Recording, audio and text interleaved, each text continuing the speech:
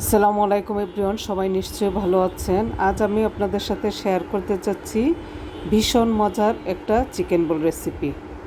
এই চিকেন বোলটা আমার বাচ্চাদের তো খুবই পছন্দ, ওদের রিকোয়েস্টে আমি প্রায় সময় বানিয়ে থাকি, তো আজকে ভাবলাম আপনাদের সাথে শেয়ার করে ফেলি। চিকেন বোলটা তৈরি করার জন্য এখানে আমি 1.5 কেজি ব্রয়লারের মুরগির হাড় এবং চর্বি ছাড়া মাংসগুলো টুকরা টুকরা করে কেটে নিয়েছি। এখন আমি মাংসগুলোকে একটা গ্রাইন্ডারে জারে নিয়ে কিমা করে নিব। আপনারা কিন্তু চাইলে বেশি করে চিকেন বলটা তৈরি করে ডিপ ফ্রিজে রেখে দিলে বাচ্চাদের টিফিন হিসাবে দিলে বাচ্চারা খুবই পছন্দ করবে। তো আমার কিমা করা হয়ে গিয়েছে, আমি আপনাদেরকে দেখিয়ে দিচ্ছি।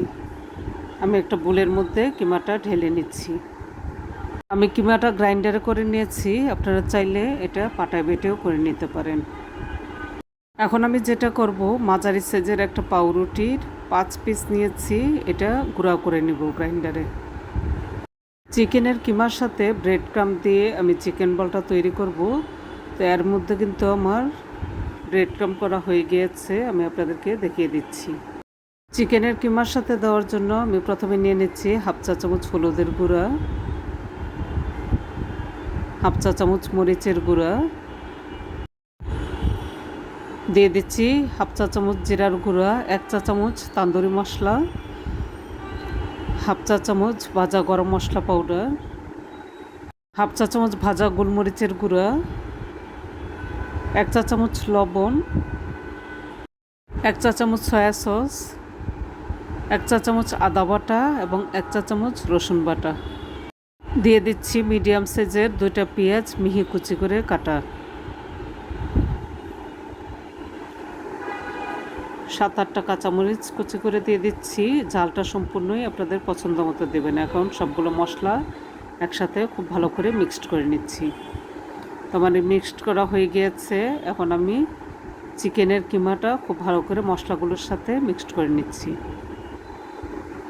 কিছুক্ষণ মিক্সড করে নেওয়ার পর এখন আমি ব্রেড ক্রাম্ব যে করেছিলাম সেই ব্রেড ক্রাম্বটা এর সাথে মিক্সড করে নিচ্ছি।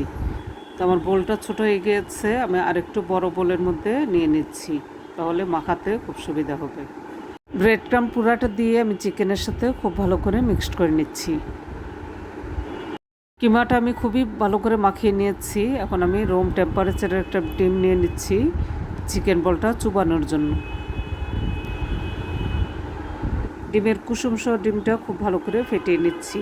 সামান্য একটু লবণ দিয়ে দিচ্ছি, লবণ দিয়ে আবারও ডিমটা ফেটিয়ে নেব। তো আমার ডিমটা খুবই ভালো করে ফেটানো হয়ে গিয়েছে। এখন আমি ডিমটা একপাশে রেখে আরেকটা বলে আমি আরও বেশ কিছু ব্রেড ক্রাম্ব রেখেছিলাম কোট করার জন্য। এখন আমি একটু একটু কিমা নিয়ে হাতে এইভাবে চিকেন বলটা তৈরি করে নিচ্ছি। এখন আমি খানিকটা কিমা নিয়ে এভাবে গোল শেপ করে নিয়ে ডিমের মধ্যে চুবিয়ে নিচ্ছি, নিয়ে ব্রেড ক্রাম্বে এভাবে কোট করে নিচ্ছি। কিছুক্ষণ কোট করে নেওয়ার পর আবারও ডিমের মধ্যে চুবিয়ে নিচ্ছি। দ্বিতীয়বার ডিমের মধ্যে চুবিয়ে নিয়ে আবারও ব্রেড ক্রাম্বে কোট করে নিচ্ছি। এভাবে আমি 2বার করে নিয়েছি, তবে আপনারা চাইলে একবারও করে নিতে পারেন। 2বার নিলে এটা আরও বেশি মুচমুচে হবে উপরের লেয়ারটা। আরও একটা করে নিচ্ছি, একইভাবে ডিমের মধ্যে চুবিয়ে কোট করে নিচ্ছি। চিকেন বলটা এভাবে বেশি করে বানিয়ে ডিপ ফ্রিজে রেখে দিলে আপনারা বিকালের নাস্তা অথবা বাচ্চাদের টিফিনে দিতে পারবেন, বাচ্চারা পছন্দ করবে।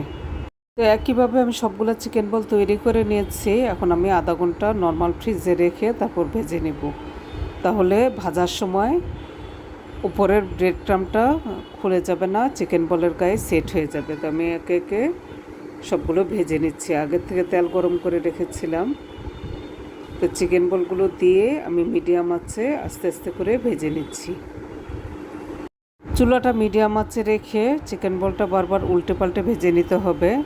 বেশি আঁচে ভাজলে উপর দিয়ে ঠিকই হবে, কিন্তু ভিতর দিয়ে কিন্তু কাঁচা থেকে যেতে পারে, খেতে ভালো লাগবে না।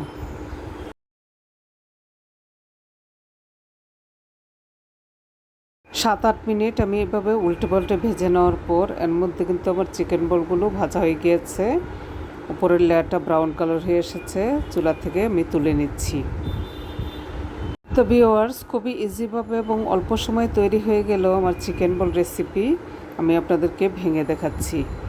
এই চিকেন বলটা কিন্তু খুবই টেস্টি খেতে।